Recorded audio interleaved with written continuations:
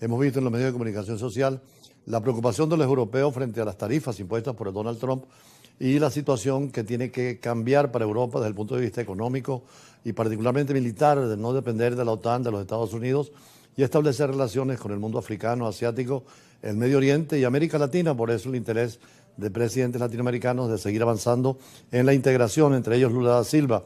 Por cierto, el presidente Lula da Silva acaba de señalar que va a promover un diálogo necesario, útil, conveniente con su homólogo estadounidense Donald Trump sobre los aranceles del 50% de las importaciones brasileñas que entran en vigor el viernes. Hemos visto ya el problema que ha ocurrido con Francia y Europa, Alemania, Italia, España, criticando la posición de Estados Unidos por aranceles un poco más bajos que los establecidos inicialmente, pero condicionando la economía mundial. Si esto sucediera a nivel mundial, sería una crisis económica y financiera por la cantidad de países implicados, por el Producto Interno Bruto de estas naciones y particularmente por el libre comercio que promueve, entre otros organismos, la Organización Mundial de Comercio, de la cual duda Donald Trump, quien se retiró precisamente de la UNESCO y de otras organizaciones internacionales. Pero veamos el presidente Lula da Silva, que se ha convertido en un vocero de los BRICS y de lo que se llama Sur-Sur. El presidente de Brasil, Luis Inácio Lula da Silva, declaró el lunes que espera que su homólogo estadounidense Donald Trump reflexione sobre las tarifas del 50% que el republicano anunció con imponer a los productos brasileños a partir del 1 de agosto. Espero que el presidente de Estados Unidos reflexione sobre la importancia de Brasil y decida hacer lo que hacemos en el mundo civilizado. Si hay un desacuerdo, siéntese a la mesa, déjelo a un lado e intentaremos resolverlo. No de forma abrupta, individualmente. Tomen la decisión de cambiar, grabar a Brasil con un 50%. Tomar la decisión de que va a multar, taxar a Brasil en 50%. Por su parte, el vicepresidente brasileño Geraldo Alckmin declaró que Brasil sigue dialogando con el gobierno estadounidense. El plan de contingencia es un plan que está siendo elaborado bastante. El plan de contingencia se está desarrollando, es bastante completo y está bien diseñado, pero todos nuestros esfuerzos esta semana se centran en resolver el problema. Mantenemos un diálogo constante. Quiero decirles que actualmente estamos dialogando a través de los canales institucionales. Estamos dialogando neste momento pelos canais institucionais. El 9 de julio, el presidente Trump anunció que impondrá un arancel del 50% a los productos brasileños exportados a Estados Unidos, en parte por el juicio al expresidente Jair Bolsonaro por una intentona de golpe de Estado que Trump califica de cacería de brujas. El presidente Lula siempre ha dicho que es una interferencia de Estados Unidos opinar sobre política interna de Brasil, y es cierto, los estados tienen la autonomía, la soberanía y la independencia para tener sus propios gobiernos y por elecciones tener sus políticas y sus presidentes que tengan la actitud que tengan en función de la ideología o del partido que representan. Por eso el presidente Trump ha dado tanto que hablar en Estados Unidos. Fueron elecciones limpias, pero está perdiendo base el apoyo entre los demócratas mayoritariamente y bastante de los republicanos. Al terminar, naturalmente, esta situación, el presidente Trump también está imponiendo no solamente medidas económicas, sino políticas, y es lo que está pasando con Rusia. El presidente Trump ahora, al presidente Putin directamente, le está exigiendo terminar con la guerra de Ucrania y enfrentar nuevas sanciones durante el encuentro en Escocia, un encuentro que acaba de tener el presidente Trump con el primer ministro de Escocia, donde precisamente conversaron sobre la situación de Rusia y el fin de la guerra con Ucrania. Allí Keir Starmer, que es el primer ministro de Escocia, oyó la propuesta del presidente Trump. Recuerden que el Reino Unido no es miembro de la Unión Europea y además tiene una política de acercamiento a Francia y a Alemania frente a los Estados Unidos, pero Trump quiere rehacer los vínculos con todo el Reino Unido y naturalmente está tratando de imponer un plazo de 10 a 12 días para el presidente Putin. Vamos a ver cuál va a ser la respuesta y es un conflicto que debe terminar. La comunidad internacional está interesada en normalizar el comercio internacional y las relaciones entre Rusia y Europa en función de los intereses de la comunidad mundial y sobre todo el artículo 33 de la Carta de Naciones Unidas, solución pacífica de todas las controversias internacionales. Donald Trump le dio el lunes a Vladimir Putin un nuevo plazo para terminar la guerra en Ucrania, si no quiere enfrentar nuevas sanciones, durante un encuentro en Escocia con el primer ministro británico Keir Starmer. Voy a fijar una nueva fecha límite de aproximadamente 10 o 12 días a partir de hoy. No hay razón para esperar, no hay razón para esperar. Han pasado 50 días, quiero ser generoso, pero simplemente no vemos ningún progreso. Sentado junto a Starmer en su lujoso campo de golf en Turnberry, al sur de Glasgow, Trump dijo que está muy decepcionado con el presidente ruso por los continuos ataques a objetivos civiles ucranianos. Sabes que Rusia podría ser tan rica ahora mismo, pero en lugar de eso gastan todo su dinero en la guerra. Gastan todo en guerra y matar gente y no tiene sentido para mí. Pensé que querría terminar esto rápido. Realmente sentí que iba a terminar. Pero cada vez que creo que va a terminar, mata gente. El mandatario estadounidense dijo que está considerando sanciones secundarias, es decir, que afectarían a los países que compran productos rusos, como los hidrocarburos, para afectar a los ingresos de Rusia. El presidente ucraniano Volodymyr Zelensky elogió el lunes la determinación de Trump. Ucrania, como siempre, está lista para trabajar de la manera más productiva posible con Estados Unidos, para trabajar con el presidente Trump para terminar esta guerra con dignidad y una paz duradera.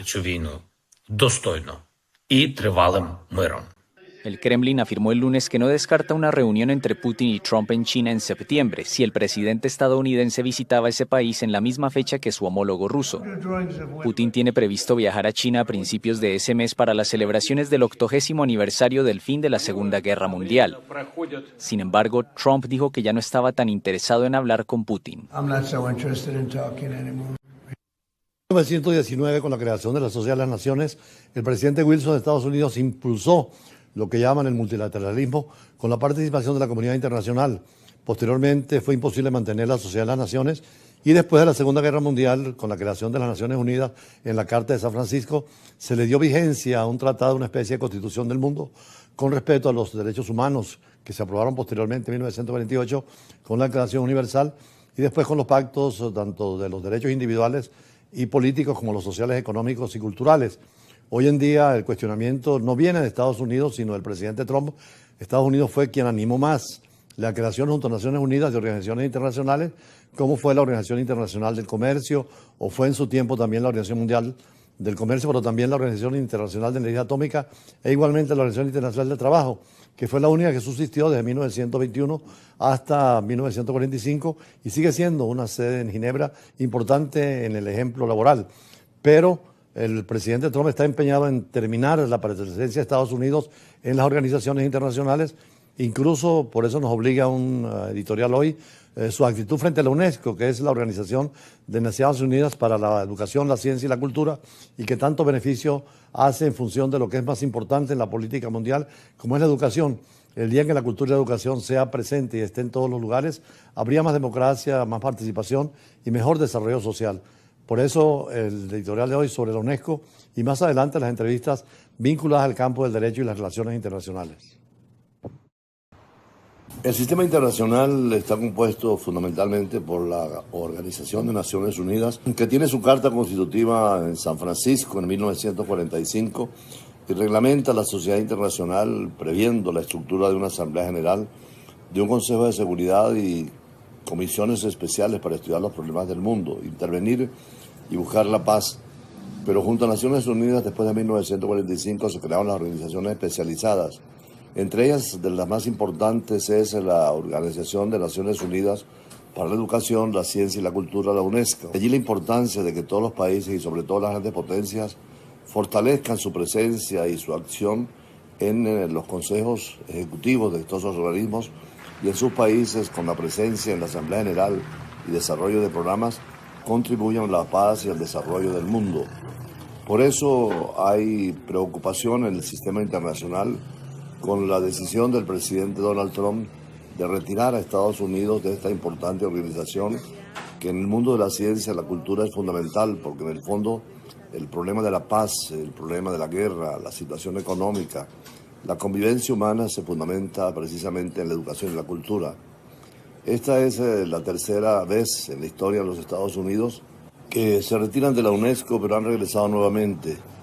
En este caso, la situación es de acusarla a la UNESCO de seguir una línea de izquierda en el mundo pro-Palestina.